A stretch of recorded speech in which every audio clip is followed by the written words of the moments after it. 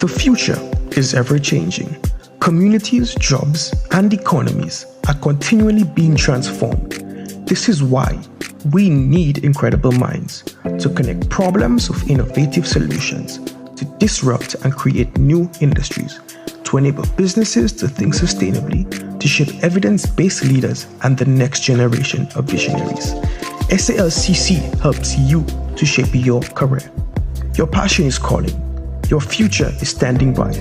Tap into your potential. Virtual and on-site classes, dedicated faculty, diverse student experiences, and highly recognized programs. So Arthur Lewis Community College. Apply today and fast-track your career.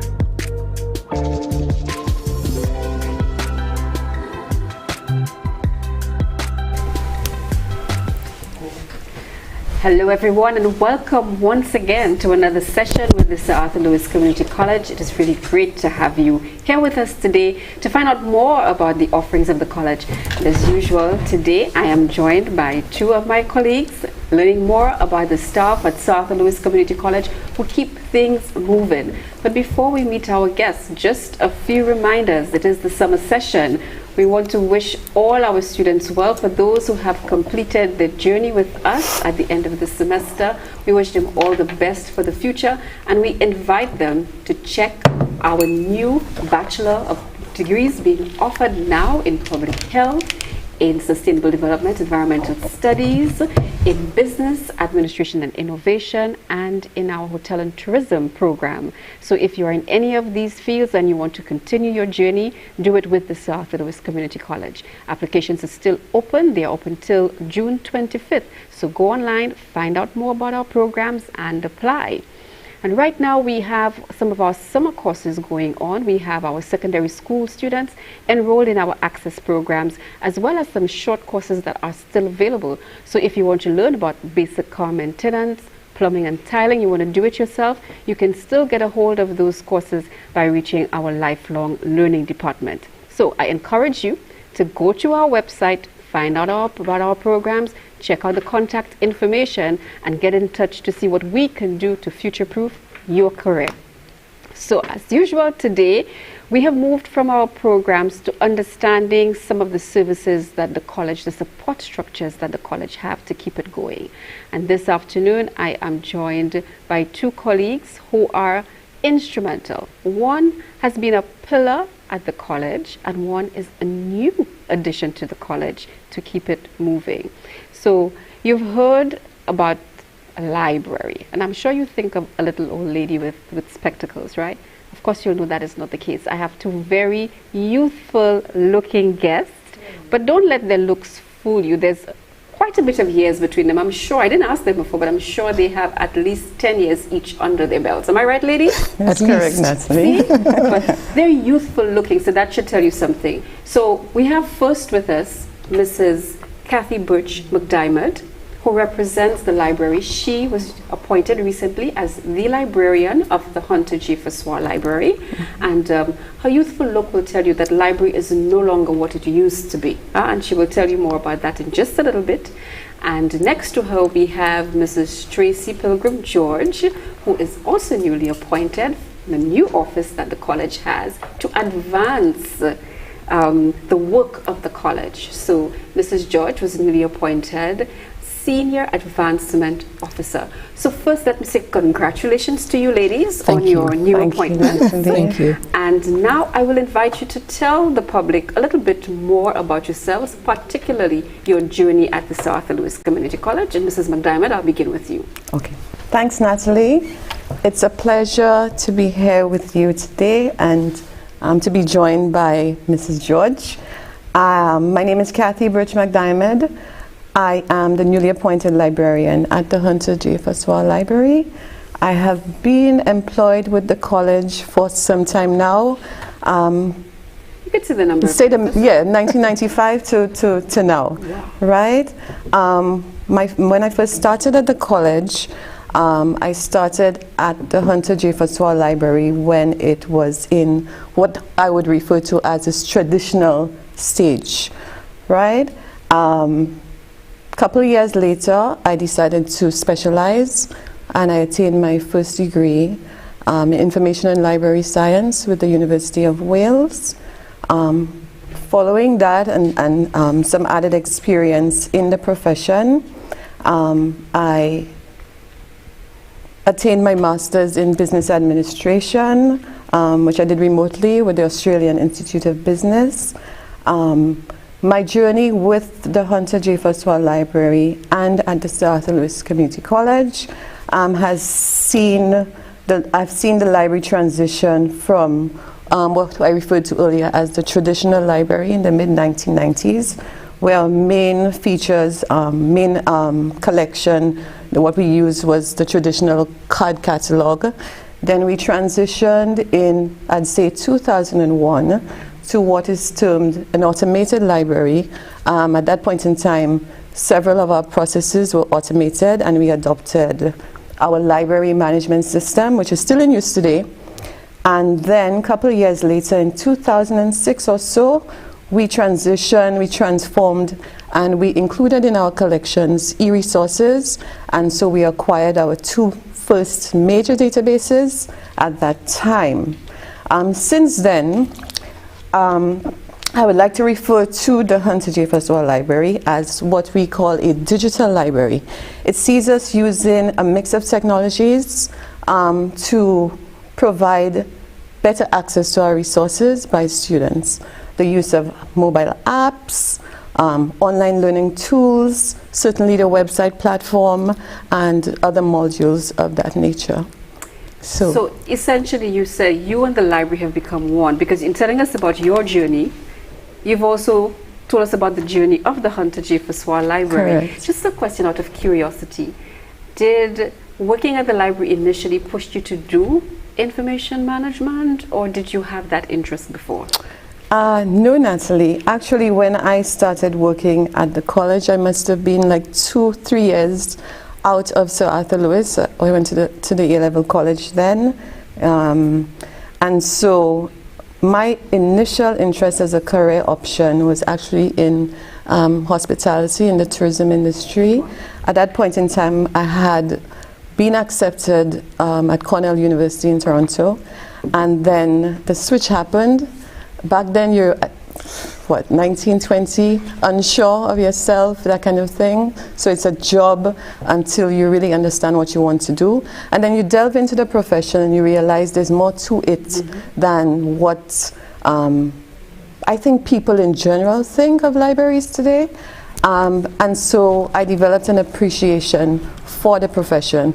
There's certainly aspects of the library profession that, we all have our preferences, and so my preference delves more into the user end, more user-oriented, but that's not to discount the importance of the back-end processes, which are certainly important. We can talk a lot about that. You will explain all of that to us, so people understand that it is not just about books. Let's dispel that myth, Natalie. Dispel that myth. Right? So let's just get the introduction now from Mrs. George. Tell us a little bit about your journey at the Sir Arthur Lewis Community College. Thank you so much for having me here. It's always nice to be with you, Natalie. You're so wonderful and warm. I love it. I love being interviewed by you.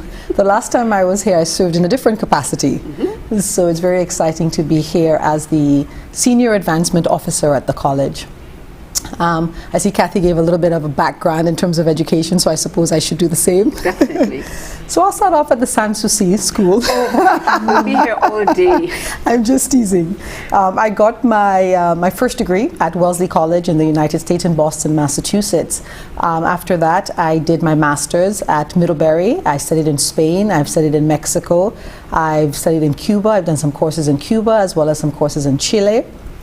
And initially, I wanted to be a university professor. Is that all in Spanish? Todo en español, sí, todo en español. It's interesting because, especially when we get to our Unthink, because I started off as an economics major, and that was only for the first semester. And then my passions just changed radically because some of my very good friends were Mexican Americans, people from the Dominican Republic, and just falling in love with the culture and the people kind of shifted. And there was just so much to learn, so much to grow. After doing the master's, I came to St. Lucia because I was living in the US for maybe about 14 years. I came back to St. Lucia and I fell in love. Again? And I decided that I would stay on, and then I was employed with the St. Joseph's Convent for about 8 years. After SJC, I then moved to the international school. And that was an interesting experience, obviously because of the location. It was just a whole different curriculum because they followed the New Brunswick curriculum. And then an opening happened at the college, and I said yes, because I always wanted to teach at Sir Arthur. When I first came to St. Lucia, I didn't get the position because I'd only had about 1 year teaching experience in the US. And so you needed about at least 5 years, I think. And so I got into Sir Arthur, and it's been a dream. All right, I've been involved in so many experiences at the college. I did my teaching certification with the University of the West Indies, and we've just been involved in so many projects. The staff is exciting, engaging, and now we see the college is growing. And so it's really, really, really nice to be in this new position as the advancement officer, because I have responsibilities for advancing the interests of the college in the community, regionally and internationally. So what does that mean specifically? Yeah. Strengthening partnerships, strengthening relationships with people, with alumni who can help advance the college. So for example, we've had meetings with the Taiwanese embassy. We are in negotiations with the French. We are looking at having relationships with financial institutions that can support our various objectives at the college. We are looking at many ways to ensure that our students have opportunities when they leave the college. And we're looking at perhaps, getting them involved with scholarship opportunities. We're looking at bringing alumni back as featured speakers, alumni back to contribute in whatever way that they feel is necessary to help the advancement of the college.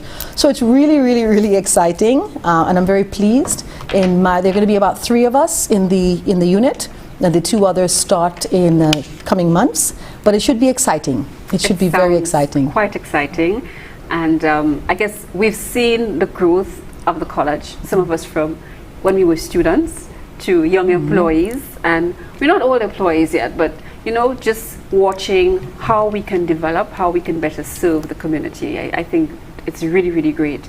And it's interesting having the 2 of you in combination. I know there's something common that we have to speak about in a bit, but the support, the extra support services that exist at the college for it to function, especially as an academic institution. The library is very, very central to that. And I thought it was important for even our students who are listening, for the public to understand the importance of the library, for greater use of the library, and also to establish the scholarly work that exists, and it bleeds into the Thought Festival that we're going to talk about.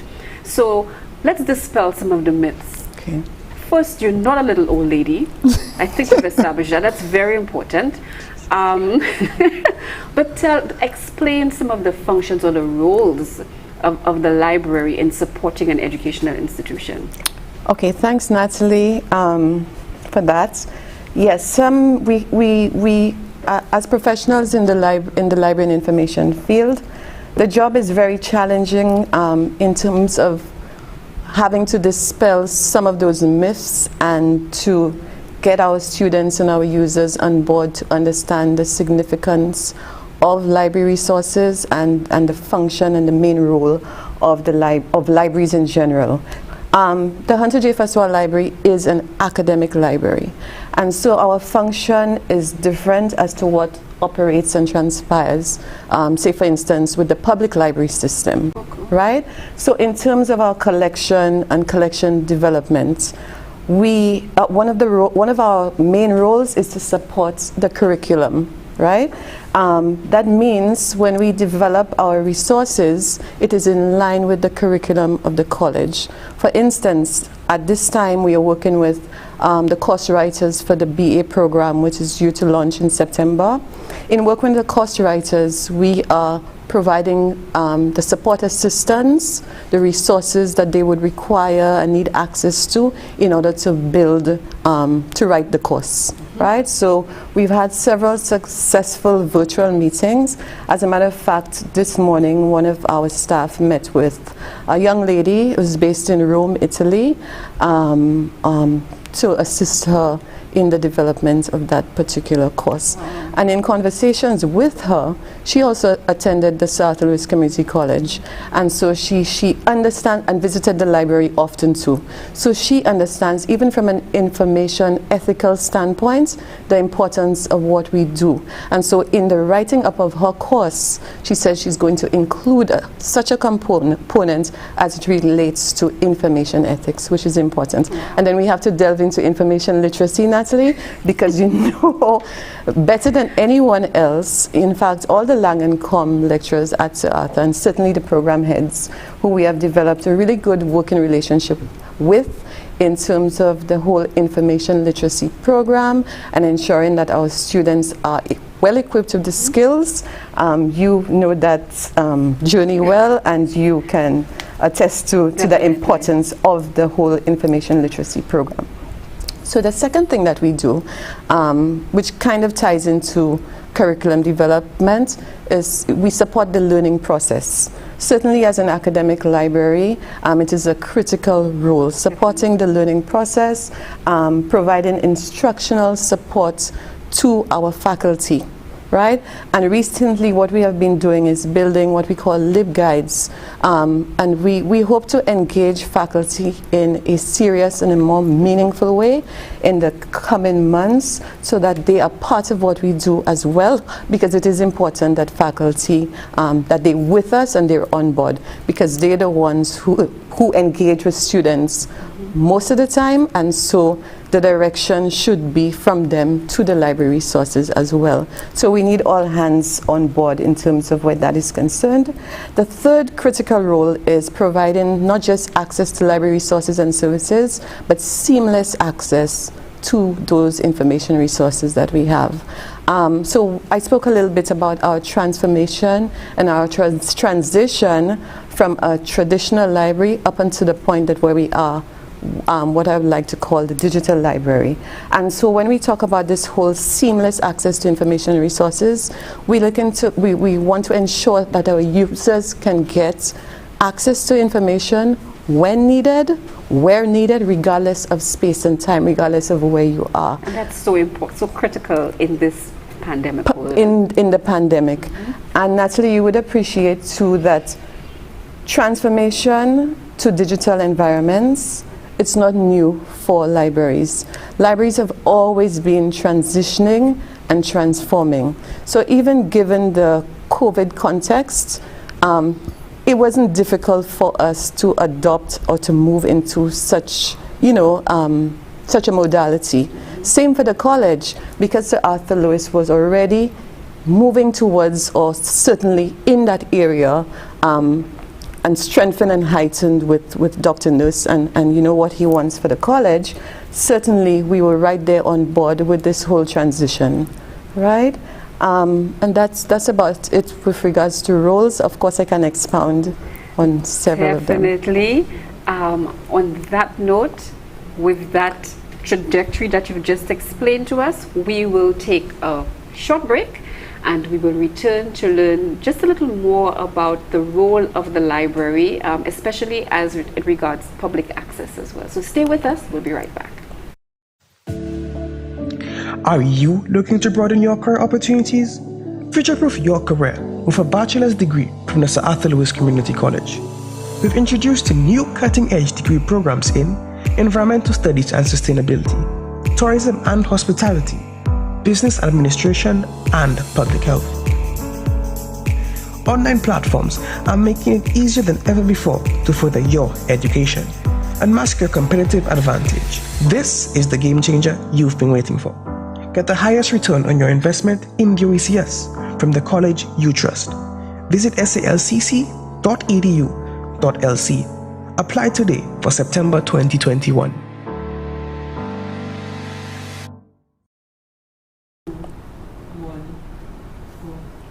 Welcome back to our conversation with Sir Arthur Lewis Community College.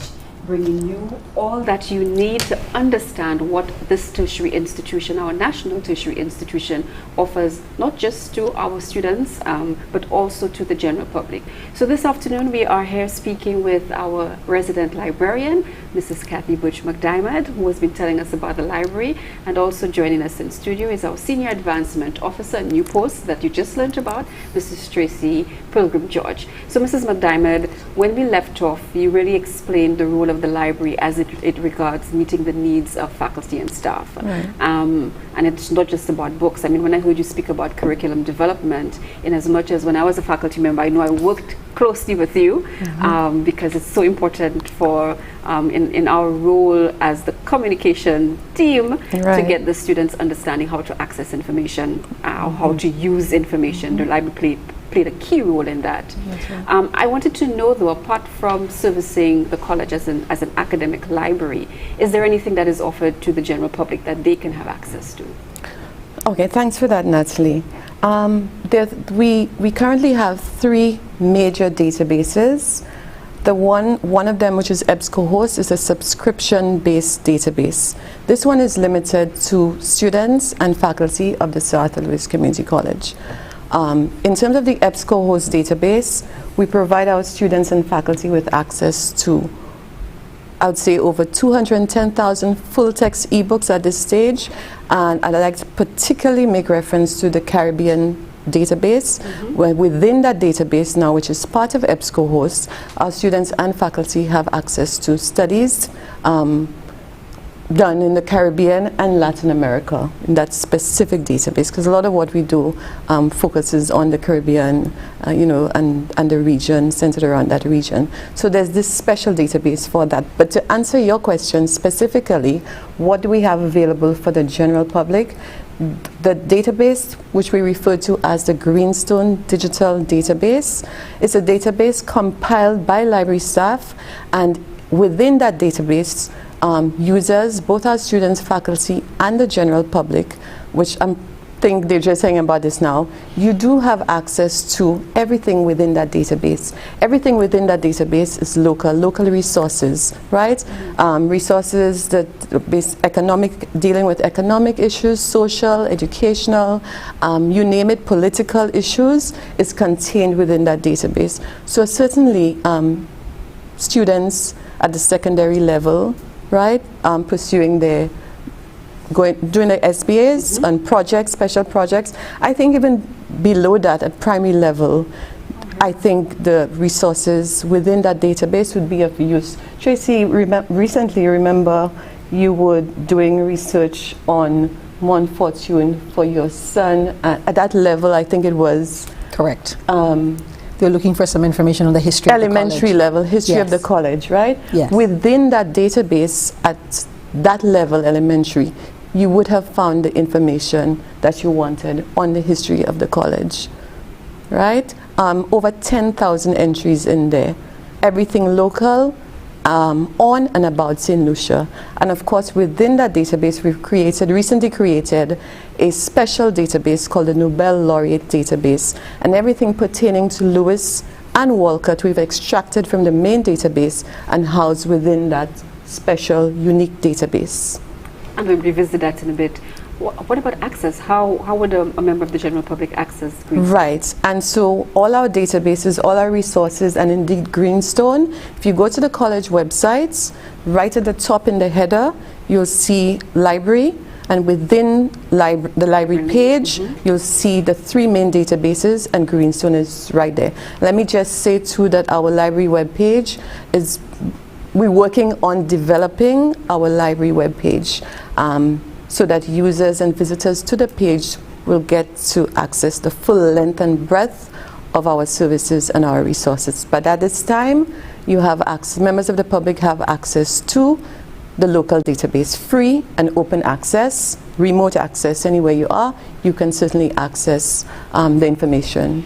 So the work of compiling all of that information, is that done locally by your librarians, or do you have linkages with any other organizations within the country to do that? Right. So back then, when that project started years ago, we use open software It's free. It was developed by UNESCO, the Greenstone digital software. I mean, it has its ups and downs like any free software that you use, but we have been able to make it work. And there's a team on the back end, our technical services unit, which was headed by Ms. Thomas. She's no longer with us, but I want to single out the team at this point in time.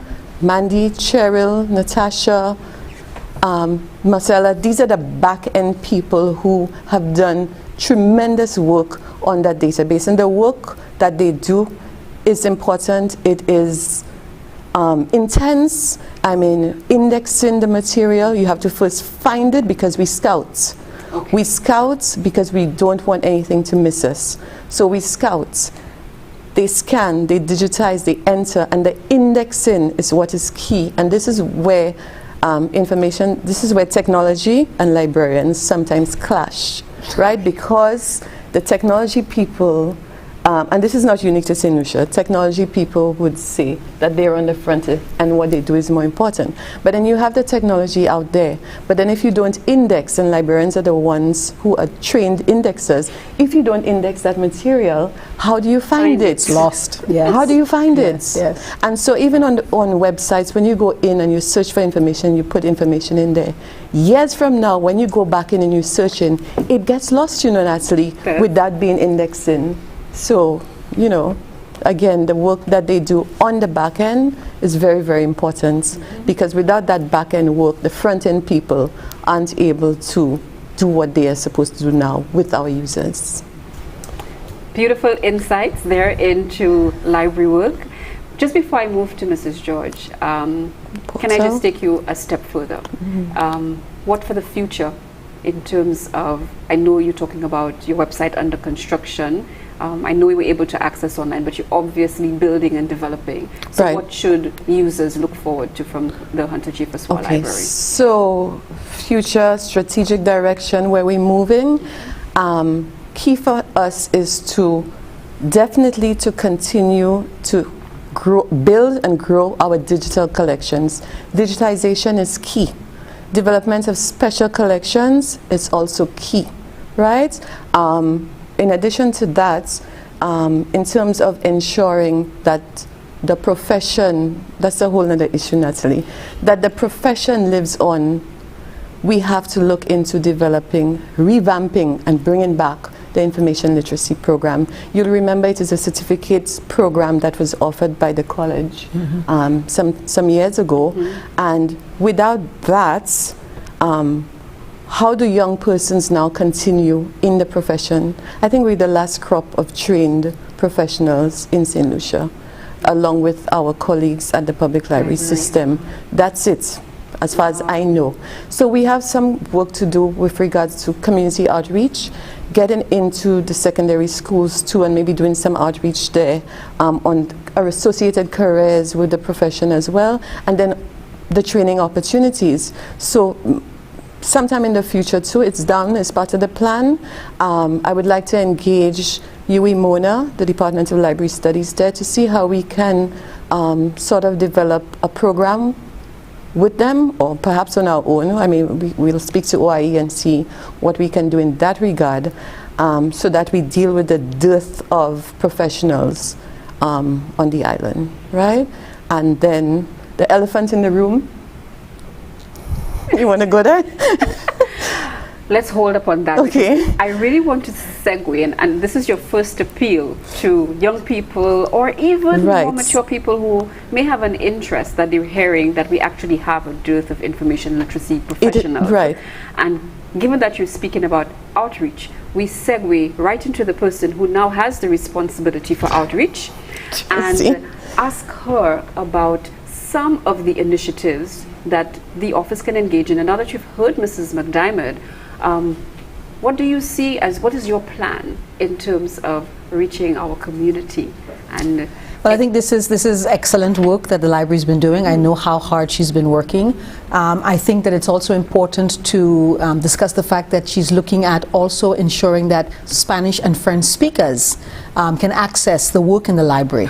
And no, yes, I think she's working on a project to have the stuff translated. And so one of the things that we're doing with the Advancement Office is working with the French Embassy on various projects where we can do a lot of our work, a lot of our marketing with the French communities, because everything we do at the college, everything that we can do in St. Lucia, we can market to the French territories, which are our neighbors, obviously. And so in terms of the library specifically, we're looking at a relationship with Alliance Française and the French Embassy in general to be able to help us with the translation and the promotion of our library in the French territories, because a lot of people are very interested in our culture, our history, our Nobel laureates, and particularly with your new project with the Derek Walcott Library, to be able to make sure that his work is translated in Spanish and French, and even Mandarin now, because the college is offering Mandarin. We have a Mandarin lecturer, and to develop that relationship with Taiwan as well, to be able to afford people from all over access to the library. So those are some of the projects we're working on with the French territories, Spanish and Taiwanese. Okay, so you both have raised the Derek Walcott Library, and that has become a baby of the Hunter G. Fassoir Library, but it also again speaks to us, our engagement with community. So I know we've put out stuff on it, Kathy, but just tell us a little bit about that journey of owning or being the home of Derek Walcott's literary collection. And before she says that, I must say that it works in terms of Creole as well, because I know a few of my students who are avid supporters of our culture and the Creole aspect must know that they will have access to works in the Creole language. Yes. In terms of the translation? Yes. Yes, so we'll be working on that to be able to get that, particularly working with FRC. Okay, beautiful. Okay. Good stuff, Tracy. And we know Derek loved the Creole language as well. Right. So yeah, that sounds very doable, and certainly I look forward to that journey and working right alongside with you to get that done. So the Derek Walcott Library, thanks to the generous donation from Ms. Sigrid Nama last year, 2020 January, when we were celebrating Nobel laureate that year, Ms. Nama made a symbolic donation of Sir Derek's personal book collection to the library, and since then we have moved on developing and creating a home for that collection. We fast-tracked things last year, November, and the team at the college, I have to give kudos to Dr. Nursehair, that plug-in, the selection of that site and that space that we see. Beautiful. It was his choice, and it has worked, and it's worked really, really nice. And so we now have the space to house Sir Derek's collection, and the collection has started arriving. We've received 3 batches of books from Ms. Nama's residence, and Ms. Nama has been working closely with us in the handing over of Sir Derek's book collection. It is essentially his entire personal home library that we have been gifted with. So everything Sir Derek selected, purchased, was gifted, will be passed on to us in its entirety. Amazing. I need not amazing. ask, but what is the significance of that? Right. To Hunter G. Fassoir Library and to the Sir Arthur Lewis Community College, because I understand this was actually Sir Derek Walcott's wishes. Yes. Speak to what that meant to you when, and I'm saying you because you're the librarian and you were the one at the forefront, right, when you were told that we were going to be gifted with that. Right. Natalie, it's significant for us as a library. One, because it confirms for us as professionals and as a profession the importance and the significance of libraries still. Okay? Right. Especially special libraries. That's why one of the things I told you moving forward we have to do is to develop more special libraries, more special collections. So it is significant for us as a college, even as a nation too, because we are preserving the culture our culture and our heritage. It is significant for us. And he is a Nobel laureate, right? And think about attaining World Heritage status with, I'm dropping it Wow. here. Okay? Yes. So that is the long-term vision to be inscribed in Excellent. the UNESCO World Heritage Register, right? So we remain grateful and extremely thankful to Ms. Nama for trusting us with this process thus far, and she's been a joy to work with. Part of I could go into the collection if you want, but I don't think we have the time. You want to weigh in on the significance of that for the college as well? It is significant, and I think that it brings a beautiful segue to our other Nobel laureate, because we have Yes. to I now. was hoping for you to weigh in on that. And this is actually the team. So next week, Tuesday, as you are well aware of, is the 30th anniversary of the passing of Sir. That's for after our break. Oh. So we have to take a break in a few minutes. No problem. But yes, essentially, so Yes. we are now the burial ground of both laureates. Yes. Yes? And we are humbled that our institution has been chosen to be named one after the first Nobel laureate. And then they made the decision to bury the second laureate close enough. Yes. And now we are. But just in terms of us advancing the college based on that, Mrs. George, before Yes. we get into our Yes. main, yes. I mean, as you would know, anybody who studies economics anywhere around the world would have to study the work of Sir Arthur Lewis. And so therefore, just having that alone, we can sell so much of the college internationally. Having Sir Derek Walcott and Arthur Lewis buried on the site there, we can capitalize on those things. And we've not been doing that as much as we should have. And now it presents for us an amazing opportunity to push these two academics. We're an academic institution. We've got them buried on campus. I mean, there's so much we can do in terms of, besides marketing, in terms of tourism. I mean, it's just a lot of things that we can do. And now also having the library solidifies the fact that we've got these two figures here and we respect them, and that we are, it's obvious that it's going to be a wonderful contribution overall. Great. And we're going to leverage that. Great. So just a little bit more about the collection now, Mrs. McDermott. Sorry for the interruption, but it's That's an honor. fine. So apart from the personal book collection, you were saying that there were other things that are part of Right. So part of we will also be gifted with Sir Derek's extensive photograph collection, and these photos will be digitized by library staff and it will be accessible to everybody worldwide. Okay, so there are plans for us to also develop a virtual tour of the facility and the resources. So it doesn't matter where you are in the world, you can visit the library and engage with the resources, see what the collection holds, and so on and so forth. I didn't speak to it earlier, but one of our databases, Alexandria, we have recently upgraded to a higher version, and why I did that is to accommodate Sir Derek's book collection.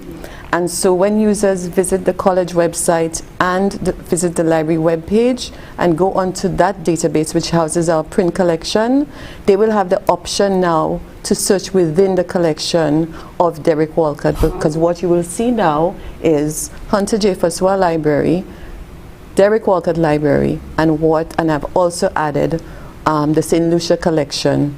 And of course, the St. Lucia collection is books written on and about St. Lucia. Very important areas for us I think, to have created unique access points for. That's great. Yeah. So just in terms of, before we go to the break, you speak about being able to access digitally, but can you just speak a little bit? Oh, looks like we have to take that break now. So we will be right back. We're ending our talk on Derek Walcott, but when we come back, some very exciting news about an inaugural event that the college is putting on. So please stay with us. Don't go.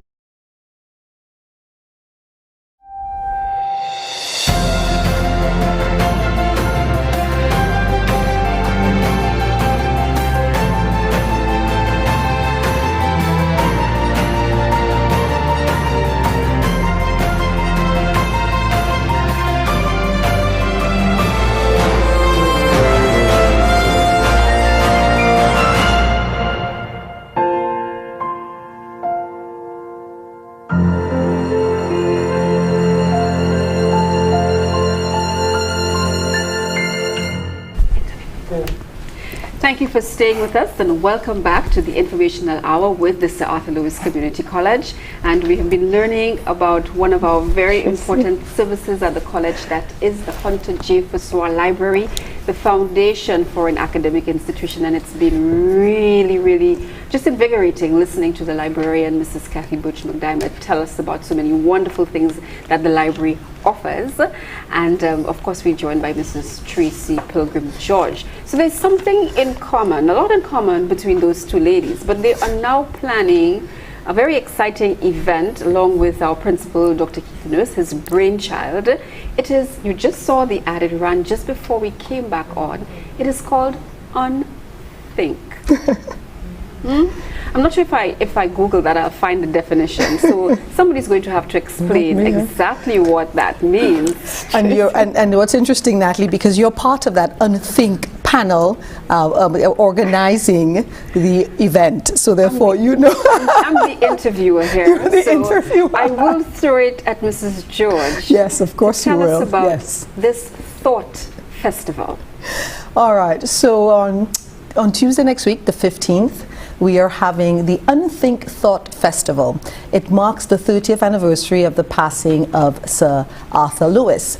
And as you rightly said, it was the brainchild of Dr. Keith Nurse, our principal / president of the college. And he has roped together a dynamic team of lecturers and supportive staff at the college in order to work on this. So it is a series of panels. The panels begin at about 8:30 in the morning. There are 5 of them in total, and we have guest speakers and keynote speakers from around the world. And there are various topics that they're going to be involved in. And I'm going to leave the what is Unthink for after I talk about what the festival is about. So we have our first panel begins in the morning at 8:30, as I was saying, and that first panel is called the Caribbean Futures. And here we're looking at, we've got the moderator, which is Brian Louisi from the Chamber of Commerce, and he's going to engage some panelists who will then present topics for about 10 minutes. They will speak for 10 minutes and then entertain questions from the audience. And it's going to be all online. Yes.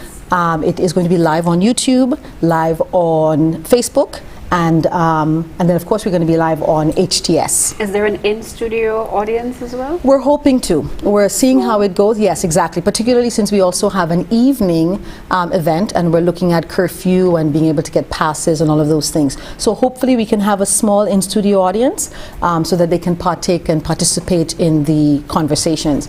Our second panel focuses on climate action. And our moderator for that is Cletus Springer, who's a former director of the development of the Department of Sustainable Development, OAS. So that panel should be quite interesting because obviously climate change, sustainable development, all of those things are very interesting and hot topics of late. Our third panel is the fourth Industrial Revolution, and that is moderated by Mikhail Andrew. And that in itself is very interesting because we're looking at the role of the fourth industrial revolution, which is what we're moving towards. And so we're looking at speakers, panelists, who are going to do a similar presentation on the topic, and then followed by questions, etc. What is interesting is after these panelists present, we are hoping to compile their presentations to do into a document which can then be published. This Unthink Thought Festival, Natalie, as you rightly know, we hope to do it every year in order to commemorate the passing of Sir Arthur Lewis. Our fourth panel, the Creative Futures, is moderated by Drainier Frederick. Now that one I find it's going to be a little bit different, because here we're going to have Drainier Frederick being the moderator and asking questions. So it's going to be a little bit more engaging in that regard. So it won't be the panelists presenting their work. And then in the evening, which is the one I'm most passionate about, is the Youth and Social Entrepreneurship panel. And that takes place in the evening at 8 o'clock until 9:30. And there we're going to have a group of young people presenting their ideas on what is social entrepreneurship, what is Unthink in practice, and what does it mean to unthink. Okay, so here I segue because the other committee members are here and they can also put a spin on what Unthink is. Well, okay, so I like how you ended off with the young people, and I just want to dwell on that just a little bit longer. Okay. Because quite a number of the panelists that I see on there are alumni of the college, and I think that is so significant. That one is Tracy's baby. That's why she's passionate about it. But just looking in, it is so refreshing to see the young people who are featured on. And I really want to just dwell a little bit on that, because they're fairly young, Yes. and they have really gone out and done innovative things. So if you could just highlight. And this is, and I'm happy that you've said that, because looking at the way these young people and what they're doing right now is essentially what unthinking is in practice. So for example, we have Keithlyn Carew. Keithlyn Carew has started an organization in St. Lucia called Helen's Daughters, where she's working with rural women workers, and teaching them and training them on how to become entrepreneurs. She's actually just had her graduation ceremony, which was very successful, and she graduated. She's an alumni of the college, and she has worked with the UN. She has worked tirelessly to ensure that she gives back to the community. And something like agriculture, we look at it, we see the heat, we see, we don't see it as sexy. We don't see it as inviting. And Keithlyn has unthought that, she's unthinking that. What does it mean, What is the future of agriculture looking like? How do we have gender equity? Because when we think of agriculture, we think of men. But now we have this, this group of women who are working in the field.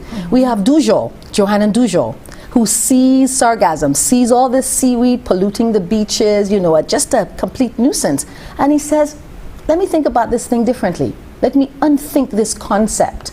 And now he is, Forbes 30 under 30, 2 years, and he is an entrepreneur, and he has used the sargassum to make fertilizer, and he's just doing some really creative things there. And then we have a young lady by the name of Charlene Bodley, and she's in sustainable energy project development, and she's a gender expert.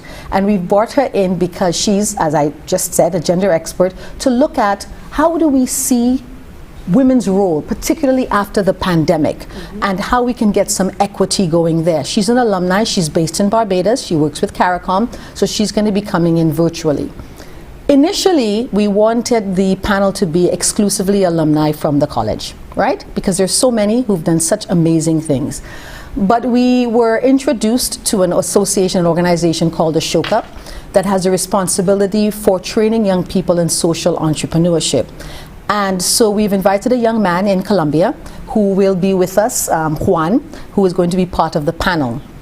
But more exciting, so we've got 4 dynamic panelists, but we also have 2 dynamic moderators. And one of the moderators, Rahim, so you can speak a little bit about him. I know, you're doing the interviewing. I know. And Raisa Joseph. Raisa Joseph is spokesperson for the Creole heritage for our culture here in St. Lucia. She's a passionate young woman. She's an alum from the college. And we have Rahim Joseph, who's a cricketer. He's also a public speaker, a debater, and recent valedictorian of the South. They're both valedictorian. Yes, she was valedictorian from UWI, and he's valedictorian from the South Louis Community College.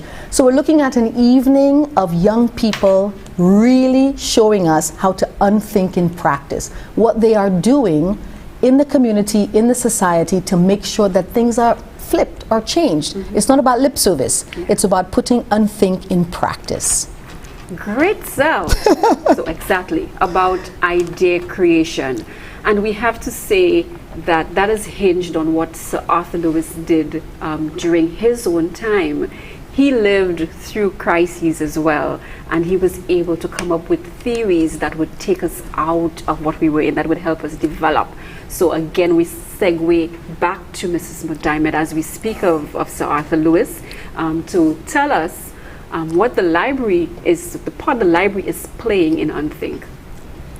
Thank you, Natalie.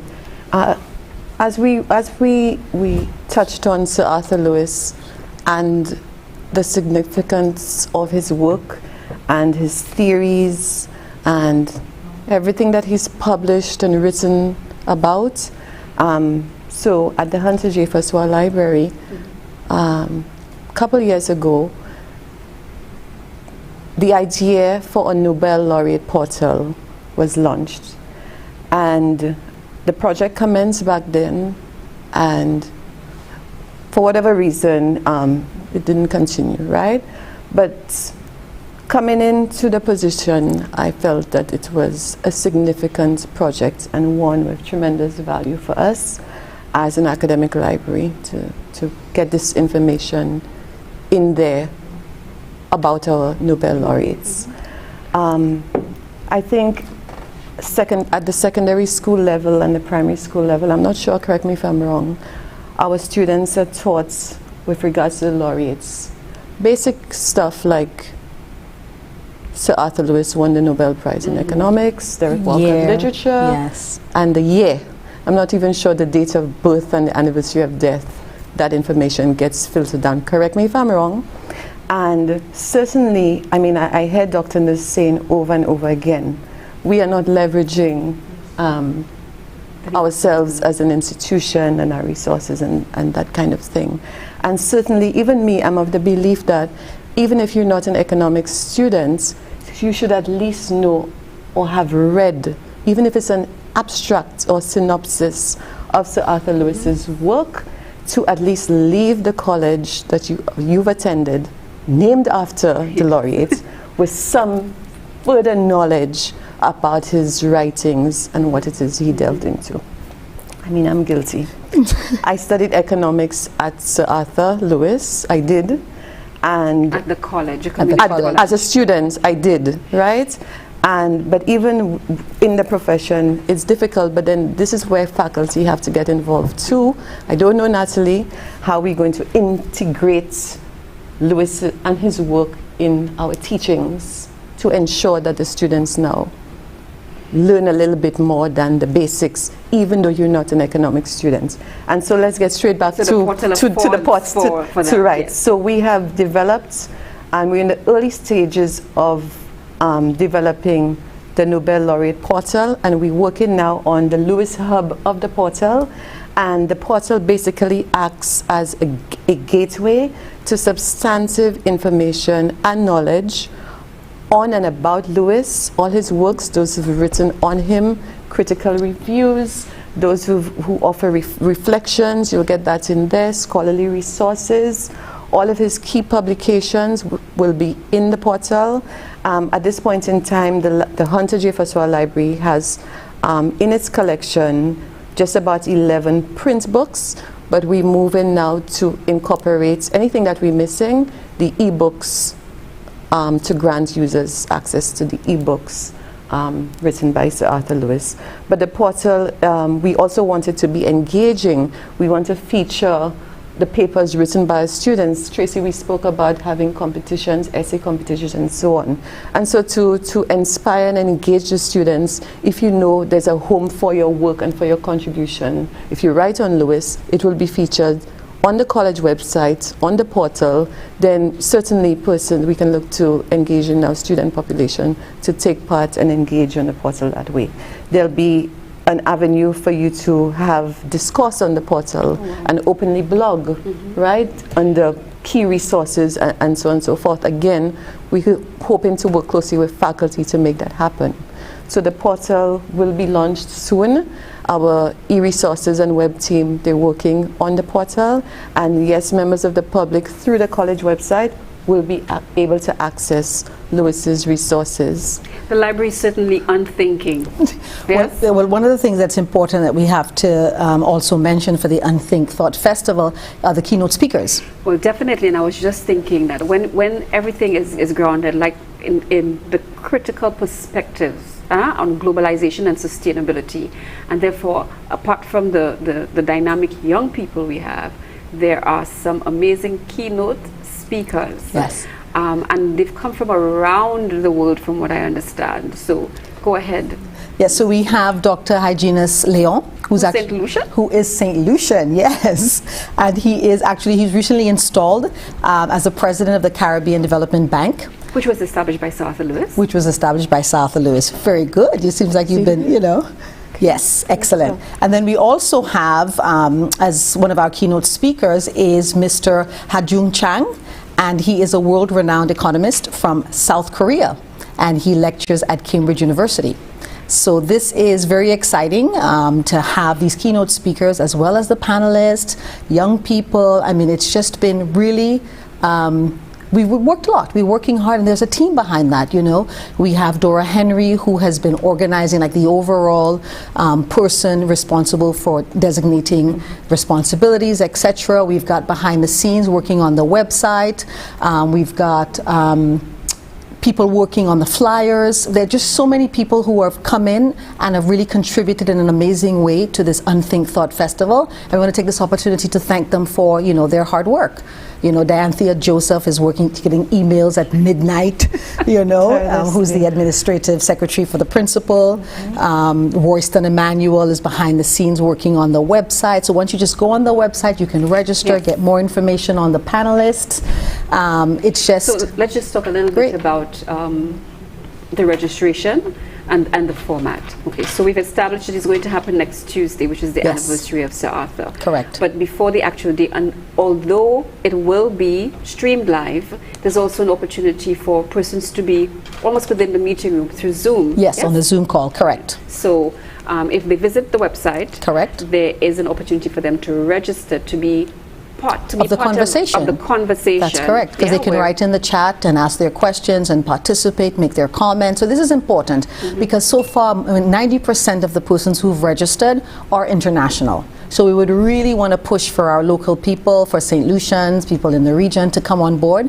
And we might have, you know, closing address, we might have a surprise for you all, you know. And following up to that, we've also decided to have 2 competitions. One of the competitions will be an essay, and we will launch that on the night of Tuesday night, where we are going to be looking at some of the work of Sir Arthur Lewis and engaging the young people to write about various topics on his work. And we're also going to be having a digital media competition, and some of the prizes that have already been donated by the CEL, which is a tablet. eZone has also donated a tablet, and we have various awards in terms of monetary awards for the essay. So look out for that on the evening of Tuesday for how Unthink will continue past the Tuesday. Great. And as you think, as we speak about Unthink, going past Tuesday, I know there are plans to further document all of these ideas that will be coming out of those panels. So it's also action oriented. Yes. I'm not being the interviewer anymore, am I?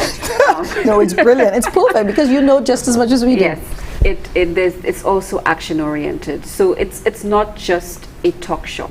And the unusual name is to draw people to move past just what we used to, just give new ideas, and especially as we are going through this pandemic where it can be so frustrating and people lose hope. I think this is really an opportunity for people to come and gain hope again in those areas that we consider ticklish or troublesome, that like Sir Arthur, we can develop those ideas that can be implemented not just on our little rock, but can spread globally. That's correct. And we're bringing minds together, not just from St. Lucia, not just from our region, but from as far as India, where what has worked for them, they are now going to share. We're bringing back our people who have gone overseas to do so well in the persons of Hyginus Leo and Cletus Springer. Rich international experience to come and bear in on those concepts, those problems that we need to solve. Yes, yes. So you're happy that I put my spin on it? I'm happy you put your spin on it. There's one other thing I want to inject there. We're also working on a theater production that will probably come on stream next year, where we are going to have the creative students, the theater students, put something together to speak to the work, the cultural creative elements of Sir Arthur Lewis. And you know that Sir Arthur has another famous quote, "A country without the arts is a cultural desert." So he was not just an academic. He understood the importance of your holistic development of creativity in really fostering idea creation. Exactly, and you know the college is doing that, right? And that the college is following that to the T. That is our mantra. Very good. Ladies, it has been an absolute delight having you here this afternoon. I am sure the audience was engaged and they learned a wealth of information, and they need to understand how to access information from our resident librarian here, Mrs. Kathy Bush McDiamond. Thank you so much for being so insightful and for making us understand better. And also to Mrs. Tracy Pilgrim George, our new advancement officer, with all of her energy and passion for just getting stuff going. We at the South Louis Community College continue to do our best to move things, to get things going, to improve our resources, to improve our services to you, our community. We look forward to you joining us on Tuesday. So we won't be here in studio. We will be live with one of our panels at that time. So we really invite you to join us on our social media pages and also on HTS. So thank you so much for staying with us this afternoon. We do have 2 more sessions in the month of June where we will feature our farm, SALCC farm, something else you may not know about us. So we look forward to seeing you, not next Tuesday, but the one after that. Next Tuesday, we will be Unthinking. Thank you so much. Keep safe. It is the hurricane season, and we still need to practice all of our protocols. See you then. The future is ever-changing. Communities, jobs, and economies are continually being transformed. This is why we need incredible minds to connect problems with innovative solutions, to disrupt and create new industries, to enable businesses to think sustainably, to shape evidence-based leaders and the next generation of visionaries. SALCC helps you to shape your career. Your passion is calling. Your future is standing by. Tap into your potential. Virtual and on-site classes, dedicated faculty, diverse student experiences, and highly recognized programs. South Louis Community College. Apply today and fast-track your career.